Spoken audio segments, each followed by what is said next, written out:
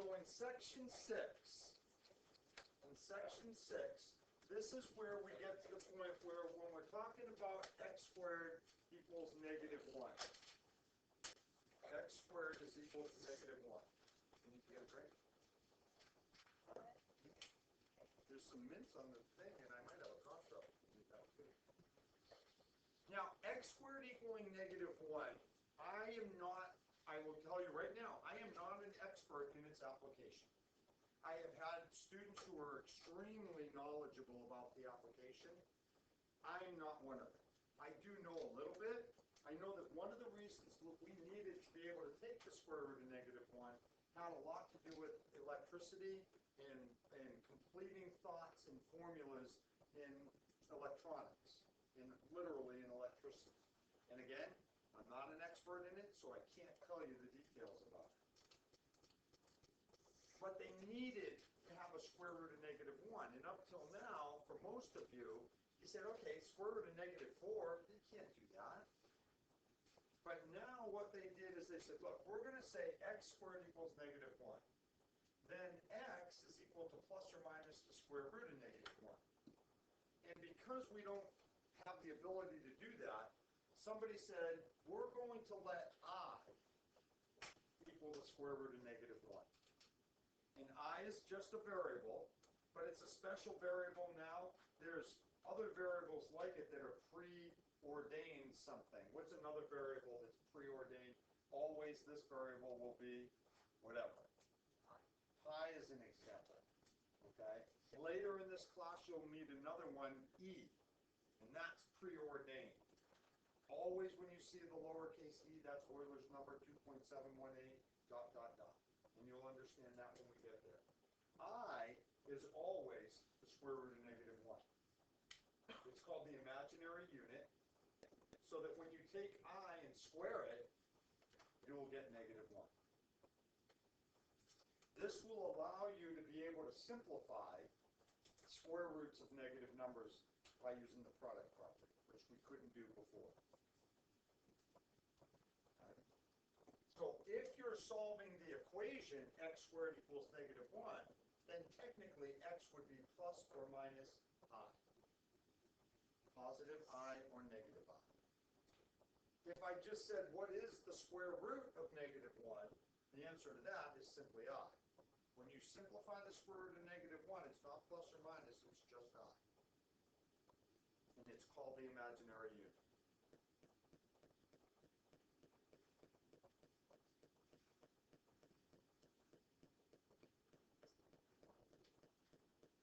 So that means when you have something like the square root of -3, we can simplify the square root of -3 by using good guys, bad guys now.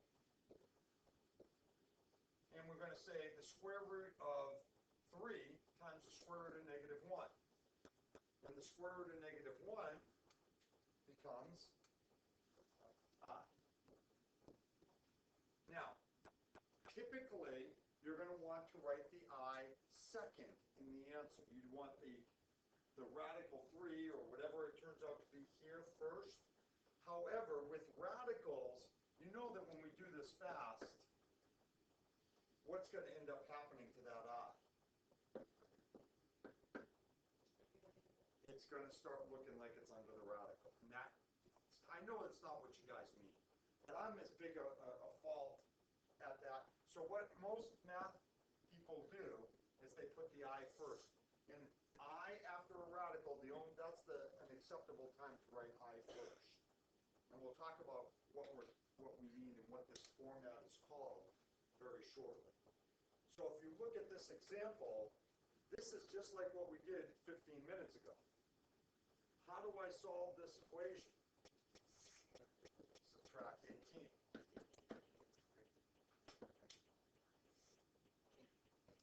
And then divide 2.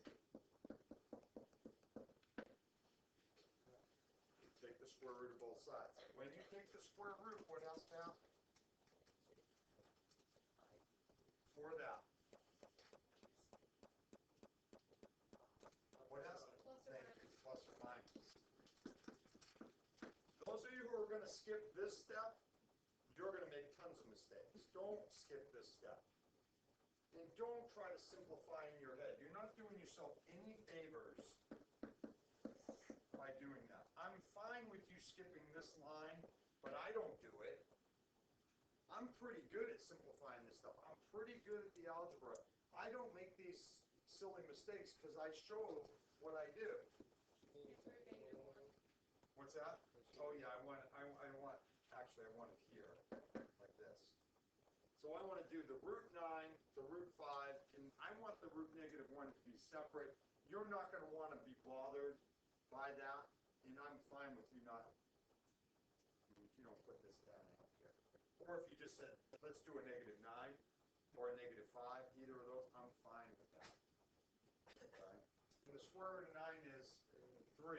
The square root of 5 is the bad guy.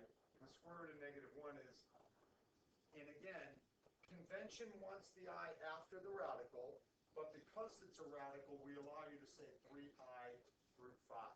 But you would never say 3, or you would never say I times 3. It would be 3 times I. Okay, or 2/3 I. But because of the radical, it's okay to write it full. So if you get a negative when you square root, just make sure we have an I as part of that answer. Everybody okay with that? Okay.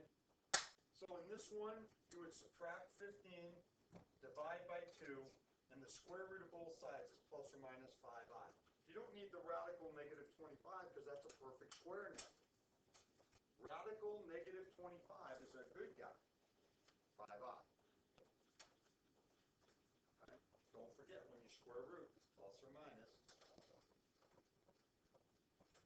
Everybody okay? I know I'm rushing, but if you're not good, you got to get your hand up and slow it down. Okay, so the I to a power deal. I to a power is going to cycle in a pattern. And the pattern is going to be every 4 will repeat. And it's easy to figure this out. I to the first, we know, is the square root of negative 1 by definition. So if we take I and we square it, then we would square the square root of negative 1. What would you get? Negative 1. Root negative 1 times root negative 1 has to be negative 1.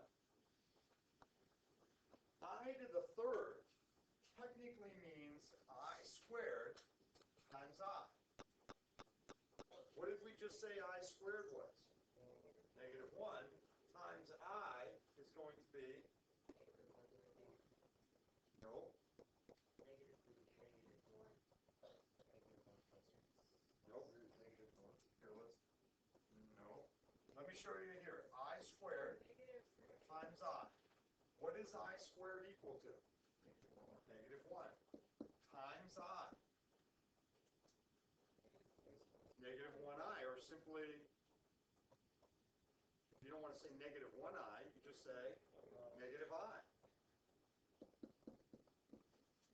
So I to the third will always be negative I.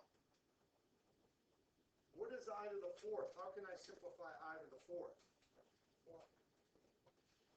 The powers. How could I rewrite I to the fourth? I to the second times I to the second. And what is I to the second? Negative 1. So negative 1 times negative 1 is 1. So I to the fourth is 1. I to the third, negative I. I to the second, negative 1. And I to the first is just I. That's the pattern. Then anything with a higher power, what you want to do is break it down into I to the fourth, and then whoever's left. So I to the fifth would be I to the fourth times I to the first, or I. Like every time you get an I to the fourth, what's that worth? 1. So I to the fifth equals I to the fourth times I, which is I. You don't want to switch to the square root of negative 1. You want to substitute I in. I to the sixth is I to the fourth times I to the second. Okay, and we know what I squared is. It's negative 1. 1 times negative 1 is negative 1. I to the 7, I to the 4th, times I to the 3rd. I to the 3rd is negative I. And I to the 8th is I to the 4th, times I to the 4th. 1 times 1, 1. So every time you can take an I to the 4th out, you're basically just losing a 1. Big deal. So if you had something huge and you wanted to say, what the heck is this? What do? What is it? I don't know. I can't do it that quickly in my head. Yeah, take and we take 371 and divide it by 4.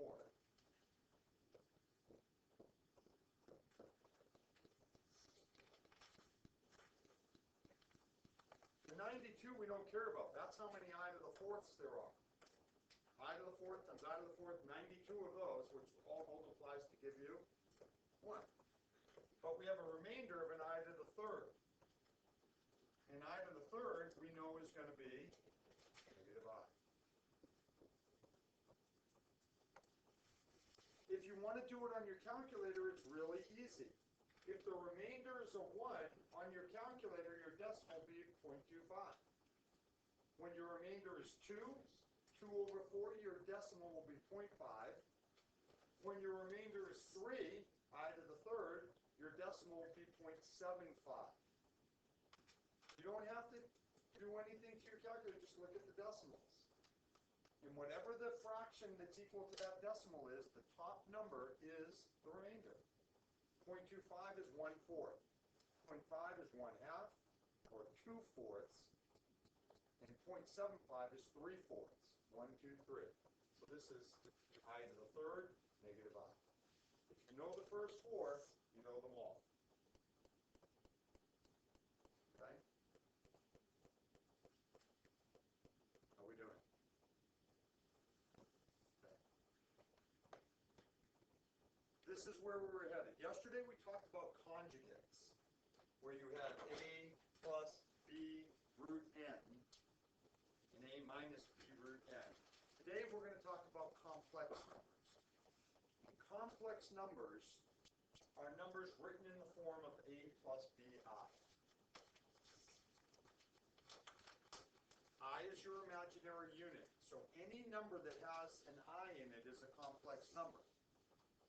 A and B are just going to be real numbers. Sometimes they're integers, sometimes they're decimals, sometimes they're fractions, sometimes they're radicals. But they're real numbers. And I is the imaginary unit. Now, if B is not equal to 0, if B is not equal to 0, then A plus BI is an imaginary number. But if B is equal to 0, this thing just disappears. You have A, it's a real number, just like you've been dealing with forever. And if A is 0, there's not something plus the BI, it's just 4i like we have, or negative 2i, or plus or minus 8i. Those numbers are called purely imaginary. So if the A is 0 and you're just looking at a BI, you're talking about a purely imaginary number. And if B is 0, you're not talking about imaginary numbers, or really you wouldn't even be calling them complex at all. You would just say it's a real number. You wouldn't even think to consider, oh yeah, that's a complex number, but there's no real, or there's no imaginary part. Okay.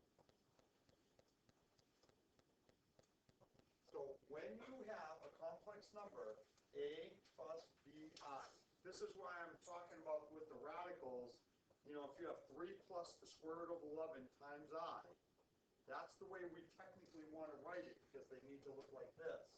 But with the radicals, sometimes it's I times the radical. That's the way most math people seem to want to do this. Adding a and subtracting complex numbers is combining like terms. Okay? You have a plus bi, c plus di. A and c are the real parts. You'd add those together. And then bi and di, that's a variable I. You'd add those together, the b plus d times I. So if we were adding 3 plus 4i and 2 plus 7i, what do you combine? Which ones can be combined? 3 and 2, those are like terms. You get 5. 3 plus 2, 5. And then 4i's and 7i's, 11i. I is a variable. It's a special one, but it's still just a variable. You're just adding the coefficients. Keep it simple. If you're adding and subtracting complex numbers, you're just combining like terms.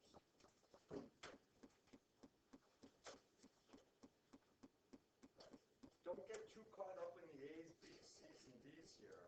Just look at this and say, look, we're combining like terms. No big deal. Now here's the one you got to watch out for. This one right here, 25% of the people in the room get this one wrong. Take 20 seconds and combine these. Take 20 seconds and combine these. And I'm telling you, be careful. Be careful, because this is one where you get a lot of errors. A lot of errors.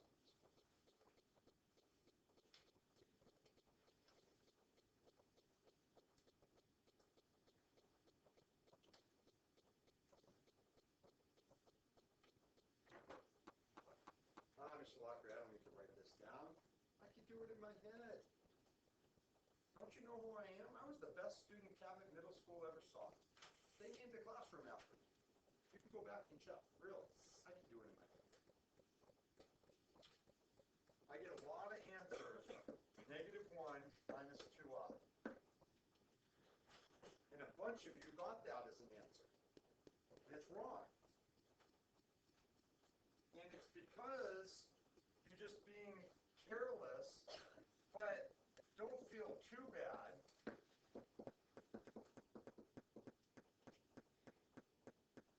Because it is, and it's not even close.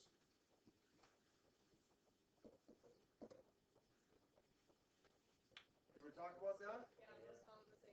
The most commonly made mistake in algebra. And that mistake is not distributing to the second term in the binomial, in particular with the negative. 2 minus 3, -1. -7 minus 5 is -12i. Your eyes are better than mine.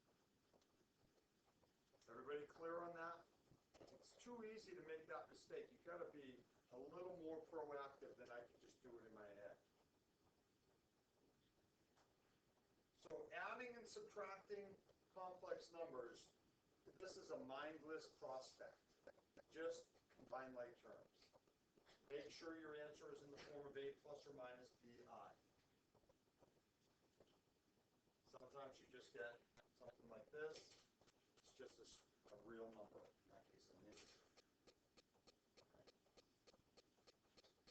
Now, when you're multiplying complex numbers, this is a whole new deal.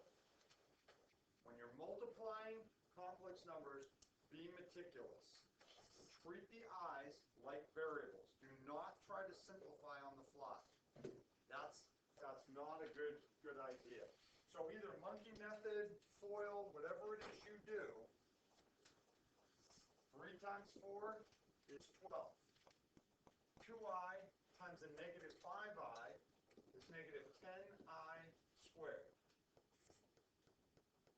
In the middle you have 8i, and on the ends you have -15i. That's going to give you a -7i in the middle. You're just FOILing, no different than if they were x's. So treat them like x's. They're variables. Except when you're simplifying, when you're all done, what do you have to clean up? I squared. If it's an I to a power other than 1, you've got to simplify it with your I to the first, I to the second, I to the third, I to the fourth. What is I squared equal to? Negative 1. So negative 10 times negative 1 becomes a plus 10. Your complex number is 22 minus 7i. You cannot write negative 7i plus 22. It has to be a plus bi. The only exception is if it's a radical, then it can be I times root whatever. Take a look at that.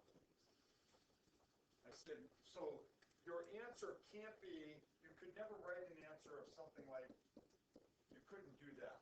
You couldn't do that. The I's have to be in the second spot, right? And sometimes you may just stumble across it, and it, we've been training you for a long time that you would put the I's first if it's a variable.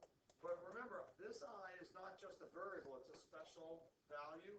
And when you write your answers, it has to be a plus bi or a minus bi. And that's one we're not going to be able to give you a lot of leeway. So when you distribute, this is a monomial times a binomial, we're just going in like this. Again, I don't recommend that you try to do this in one shot because you're going to make mistakes. It's just not worth it. We're talking about saving a second, maybe 3 seconds, but it's definitely not worth it for the mistakes you'll make. When you distribute negative 40i into 45i squared, that becomes negative 1, so it's negative 45.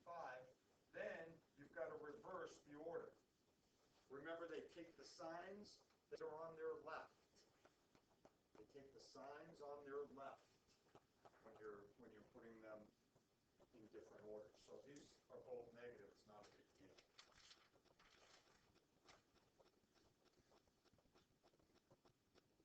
Okay. So again, we're foiling here. Your final answer has to be a plus or minus bi.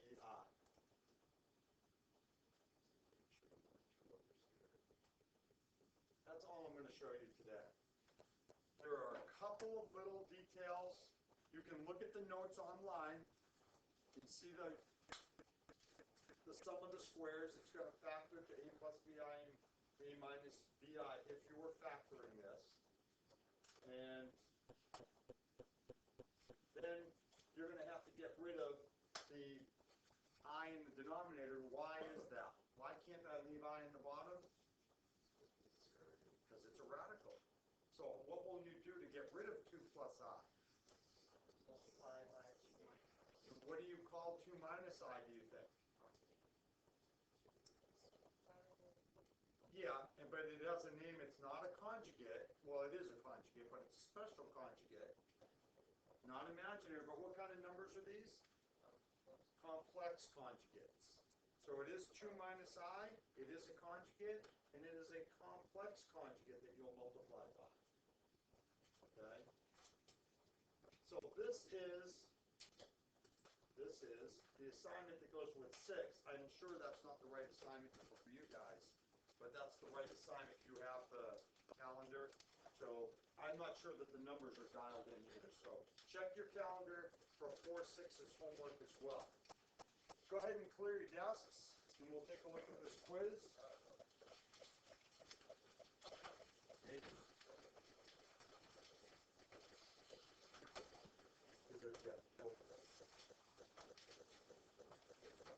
Oh, wait.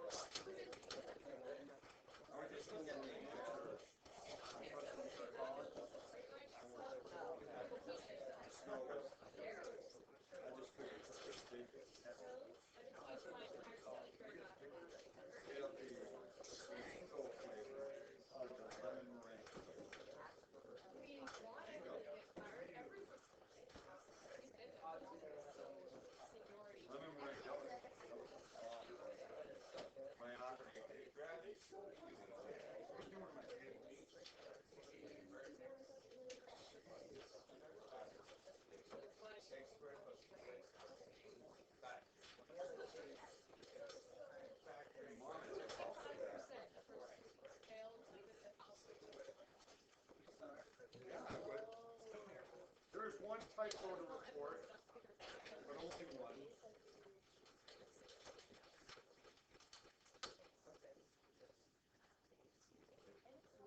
Lemon, meringue, and mango.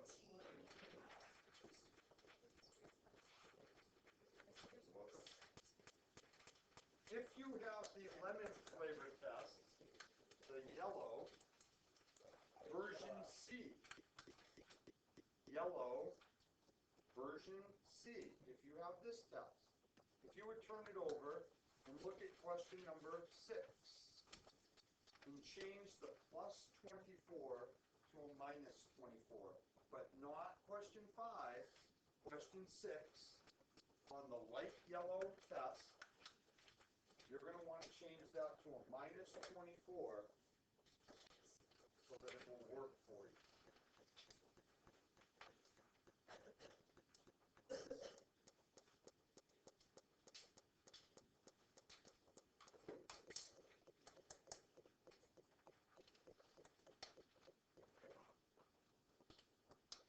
We want it to look like this on number 6. Just the light yellow. Please show your work. On the 3 graphs, it is imperative if you want full credit that you put the list down. You must have the list in order to get full credit.